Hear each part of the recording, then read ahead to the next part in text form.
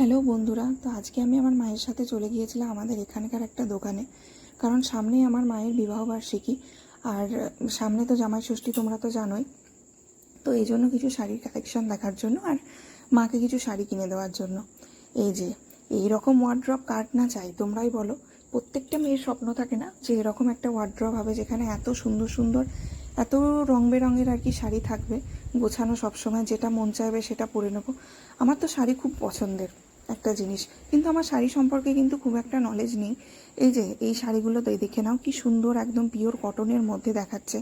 এই শাড়িগুলো কিন্তু গরমে পরে কিন্তু বেশ আরাম। এই শাড়িগুলোকে কি বলে তোমরা আমাকে কমেন্টে জানিও, আমার কিন্তু জানা নেই খুব কি এক্স্যাক্ট কী নামে এগুলোকে বলে। তো কাকুটা কিন্তু বলছিল নামগুলো, আমার খুব একটা মনেও নেই, যেহেতু আমি শাড়ি সম্পর্কে আমার খুব একটা নলেজ নেই। কিন্তু এই পিঙ্ক কালারের শাড়িটা আমার বেশ পছন্দ হয়েছে।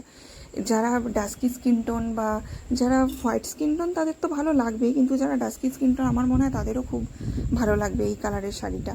অ্যান্ড খুব সুন্দর আর নরম একদম শাড়িটা। তারপরে দেখো সামনেই ঝোলানো আছে এখানে বেশ কিছু বেনারসি কালেকশন। তার মধ্যে বলো লাল রঙের বেনারসিটা কি সুন্দর লাগছে না দেখতে। আর এই শাড়িগুলোকে কি বেশ বলে জানো, গামছা শাড়ি বা এরকম কিছু, আমি যদিও জানি না, তোমরা জানলে প্লিজ আমাকে কমেন্টে জানিও। কিন্তু শাড়িগুলো দেখতে কিন্তু খুব সুন্দর, আর দেখতে যেমন সুন্দর কোয়ালিটিও কিন্তু খুব সুন্দর, একদম পিওর কটনের মধ্যে। এই গরমে কিন্তু এগুলো পরে কিন্তু তোমরা কিন্তু খুব আরাম পাবে। আমার এই নীল রঙের আর এই পার্পেল কালারের শাড়ি দুটোই খুব পছন্দ হয়েছে।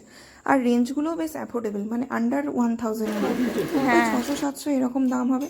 আর ওই যে শাড়ি দুটো দেখালাম ওই দুটো আমাদের কেনা হয়েছে। আর এত গরমের জন্য আমরা ভাবলাম একটু মাতে আর মেয়েতে মিলে একটু মকটেলস খেয়ে আসি।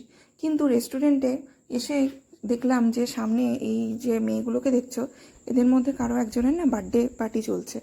তো বেশ ভালোই লাগলো, আমরাও একসময় কলেজের দিনে এরকম বার্থডে পার্টি করেছি। তো কি খাবো কি খাবো দেখতে না দেখতেই আমরা ভাবলাম প্রথমে যে মকটেলস খাবো, যেটা বললাম তোমাদের। কিন্তু এখানে মকটেলস এরকম অ্যাভেলেবেল কিছুই ছিল না।